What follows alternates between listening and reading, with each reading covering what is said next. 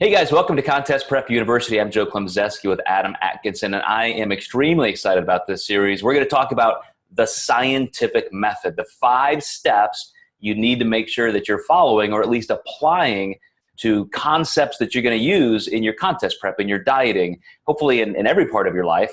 But Adam, you had a great story. You sent me this blog link or vlog link, and why don't you tell me a little bit about that? Yeah, so basically the link was about burger and fries and the science of the burger and fries. And just a summary of the video was supposed to be the scientific explanation of why it works. And, you know, I don't want to hate on anybody, or I'm not even going to link the specific video, but a lot of the reasonings were, I just don't know why it works, but it does. And you know, there's obviously some observation there, and I think that's great. I think it works, but I don't know why. But if you're going to make a video explaining why it works, you need to explain, I don't know, you need to explain why it works. And maybe as a coach, like, you would think you would want to investigate actually why it does work versus just giving it to everybody. Yeah. So you sent me that link and I kind of put it aside. I'm like, yeah, whatever. But then I started watching it, and these were 2, I guess, influencer coaches. I mean, they must have a lot of clients. And you're right. I started typing out. It was so off the wall. I was typing all of their comments out because one after another, they would be like, well, it just works every time. All I know is whether you're bikini, figure, bodybuilding, whatever, if you just do this and you have this burger and fries, and I always wait until they have their water finished on Friday, and then I do the burger and fries, and then it's like a miracle. They just wake up like that. And you're exactly right, Adam. They just kept repeating. I have no idea, but I just know it works.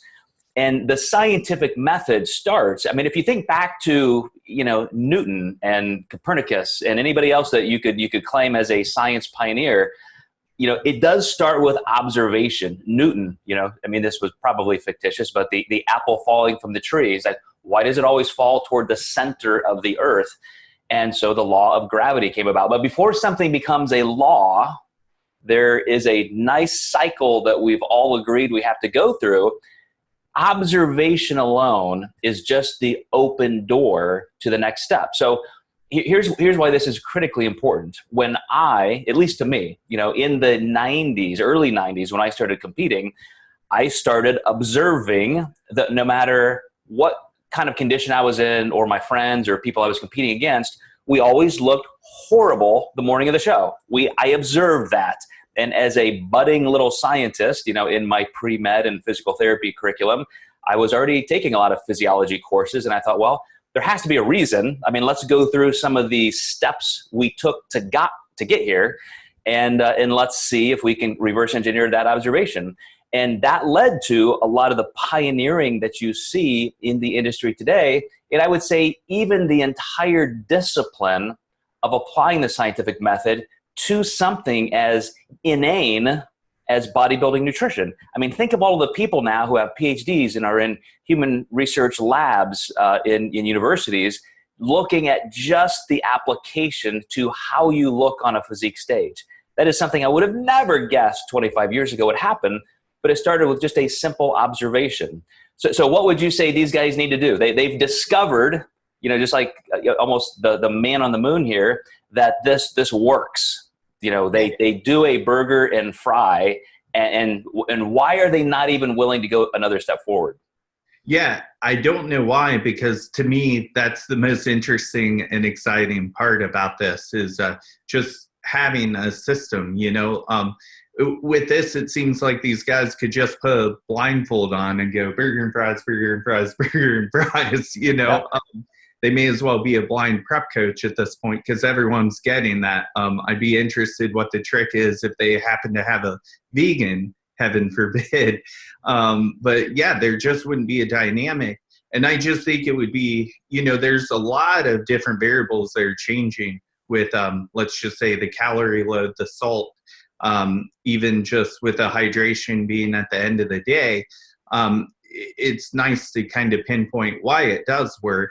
And why it would work, but it's not it's not just the burger. There's a lot of actions that we can break down with that, and we probably won't do that. And we will. No, we will. But we're going to go through, maybe not that particular scenario, in the next few episodes, exactly what the next step should be, because you're exactly right.